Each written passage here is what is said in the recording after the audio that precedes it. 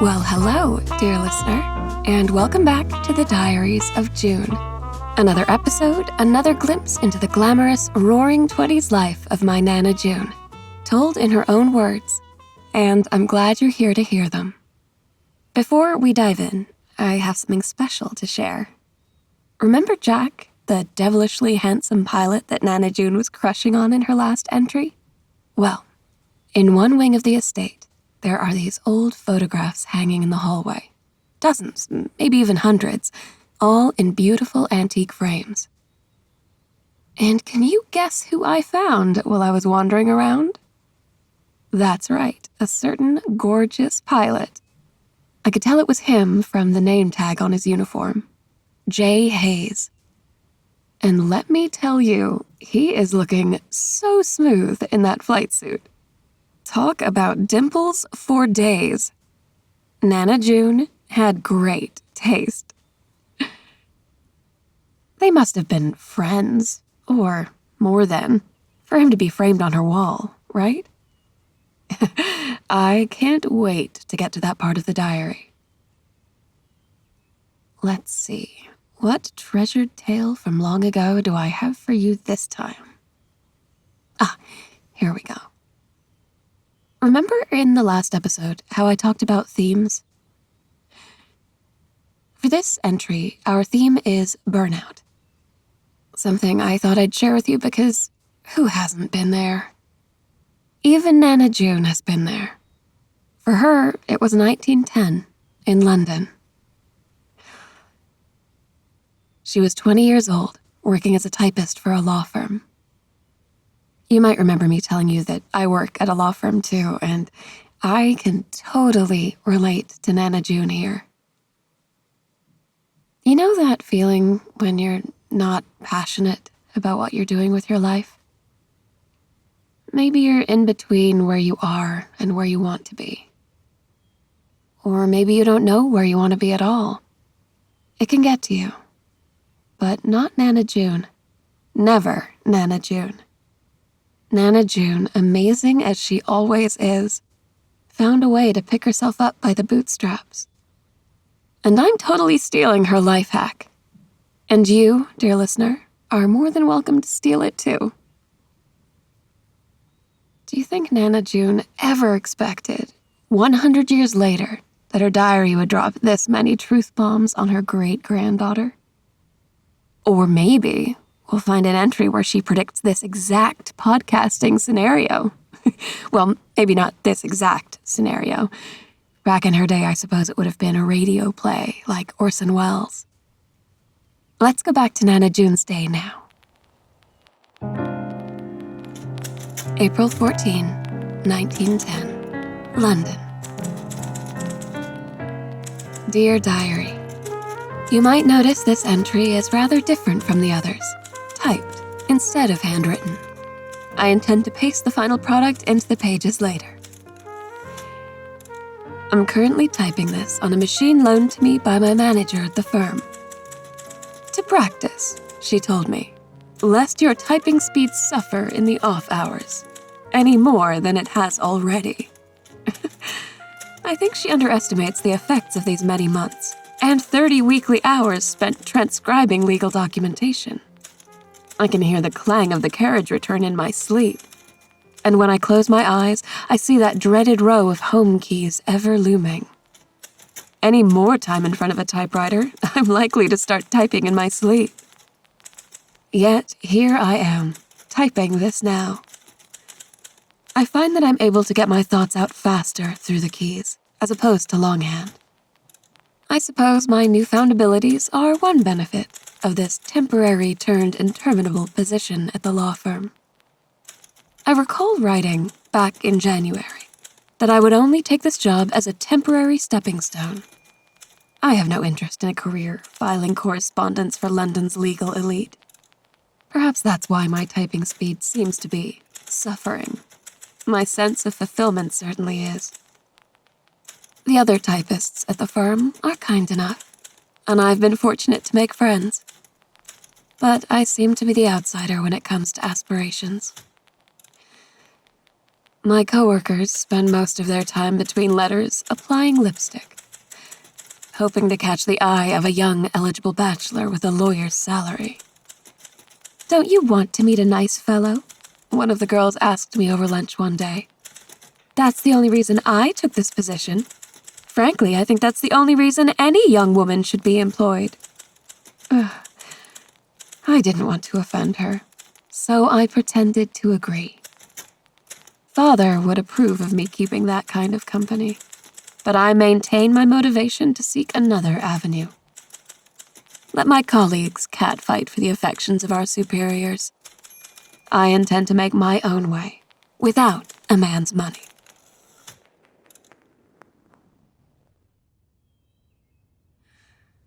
Nana June, the original feminist. How much do you love her? I can't believe how independent and self-assured she is. She was only 20 years old, too. It must have been hard for her to be so different from her peers. But she doesn't let it get to her. You'll see in the next part. Let's read on.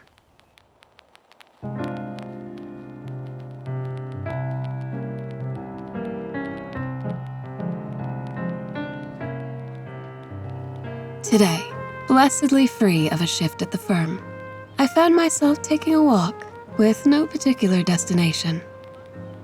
There's something about the anonymity of slipping into a sidewalk crowd that always seems to clear my mind. I suppose I'm my mother's daughter in that sense. My walk took me through the historical district, and for a time, I lost myself admiring the architecture. The strength of these buildings, standing for 300 years or more. I spent a moment imagining what it must be like to be an architect, traveling the world, the very face of industrial progress. Of course, I was never the artist in the family. A schoolgirl's level of artistic ability is unlikely to cut it. Still, the idea of traveling the world struck me. Certainly, my present typist career wouldn't open such doors, but there are other avenues. Not as many for women as for men, for certain. Teaching? Nursing? If only I'd taken to gymnastics, then I might have a chance at running away to join the traveling circus.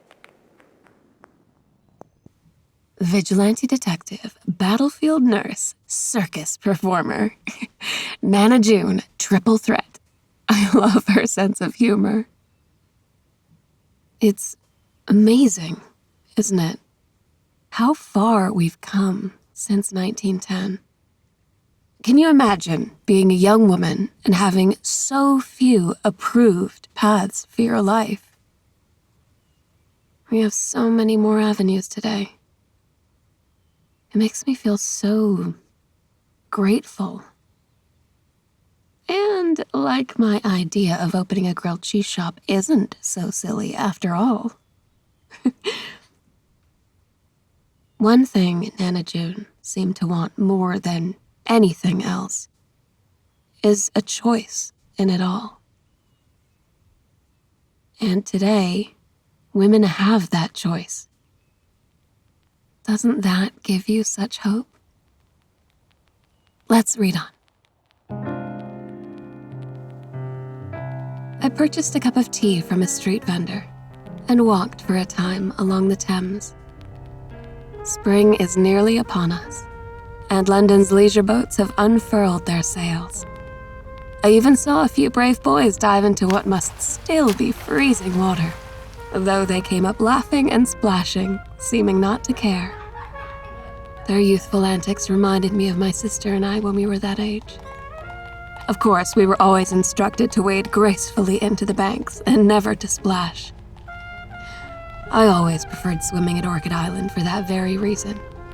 In the privacy of our vacation home, we were allowed to make a proper ruckus, splashing and all.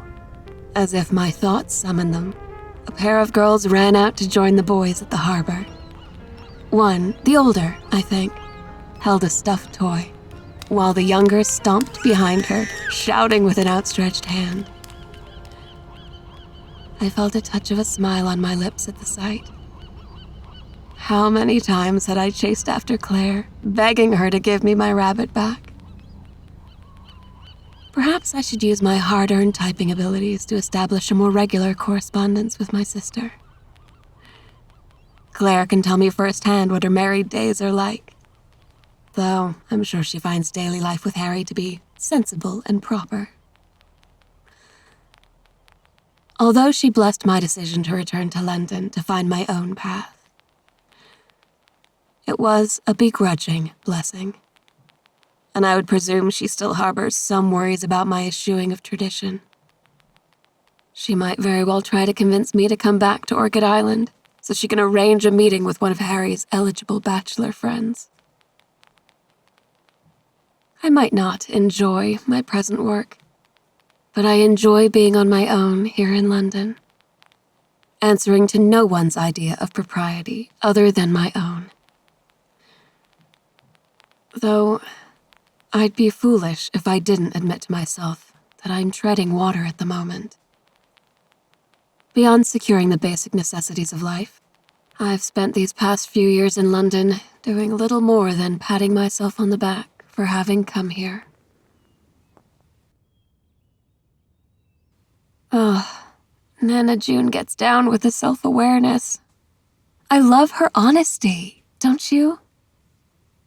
It's hard to admit something like that, even to yourself in your own diary.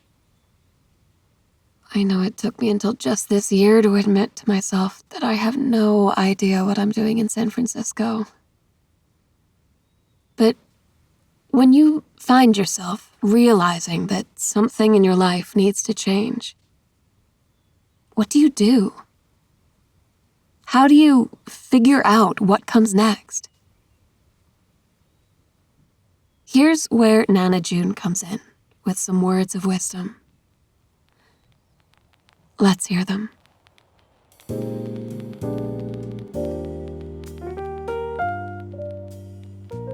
After my walk, I drew a lavender bath, and for a time, just soaked in silence, thinking almost nothing at all.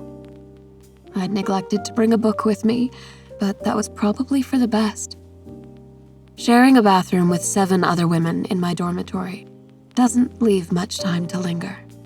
Even my brief bath was interrupted by a finger wave emergency, as one of my roommates desperately needed to soak her curls.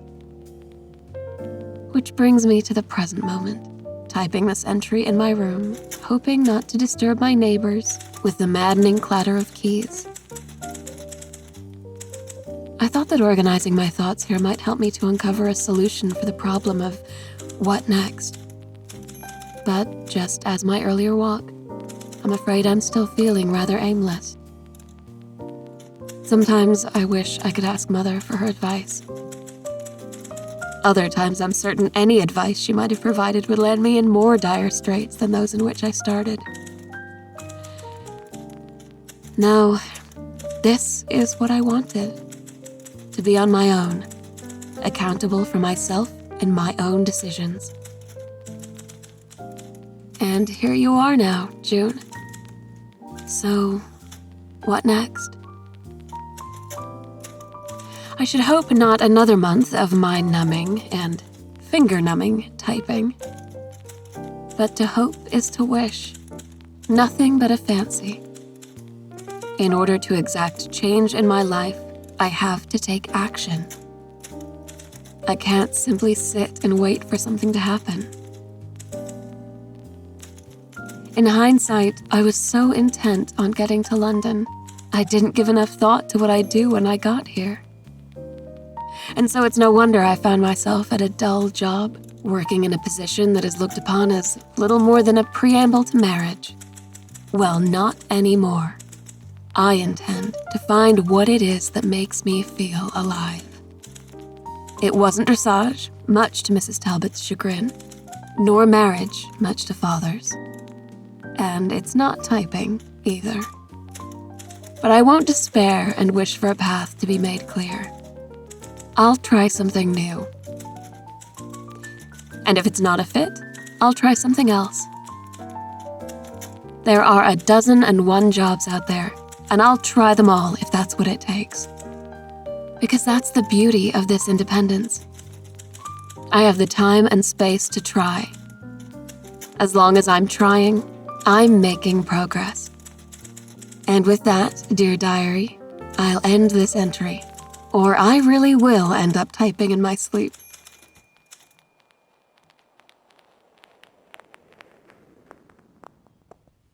Ah, Nana June, you always know what to say.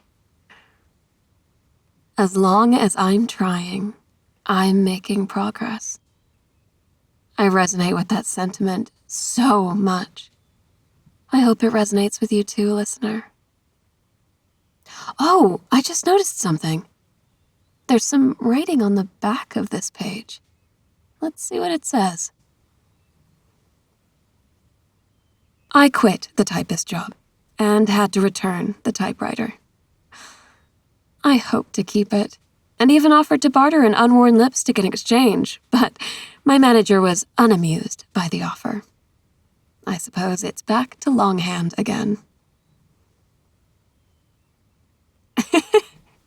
Too funny, Nana June. This diary is really such a treasure. When my grandmother told me stories about Nana June, I'd always imagined her as this fierce, fearless woman. And she most certainly is, but there's a delicateness there, too, you know? She went through times when she wasn't sure of herself or what was next. If I can tell you a secret, listener, I don't know what's next for me either. I went along with this lawyer path because it seemed to make sense at the time.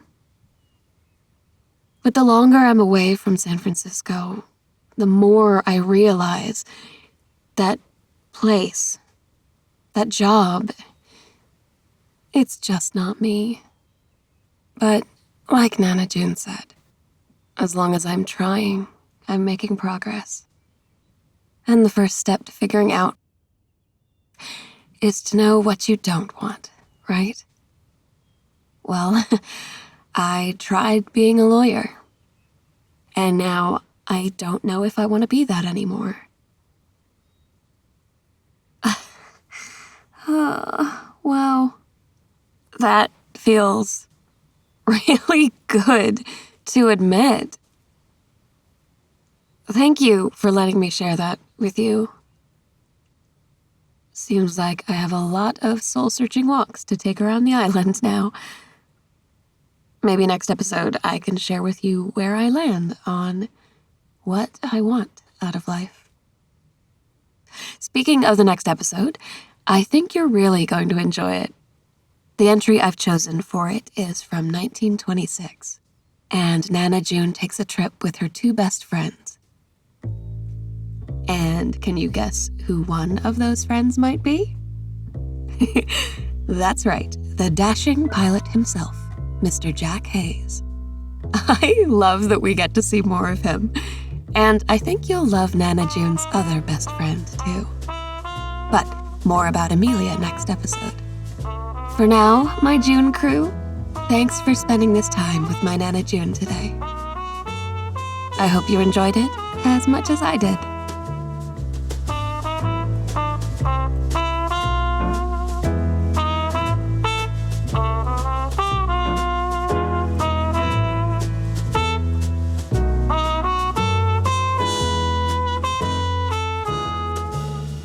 This has been June's Journey, The Lost Diaries from Wooga. You can step into June Parker's shoes and become the detective herself in June's Journey, the #1 hidden object game in the world. Live the glamorous 1930s life as you journey around the world, finding hidden objects, adventure, and even a little romance. Download June's Journey for free on the Apple App Store or Google Play Store. Thanks for listening.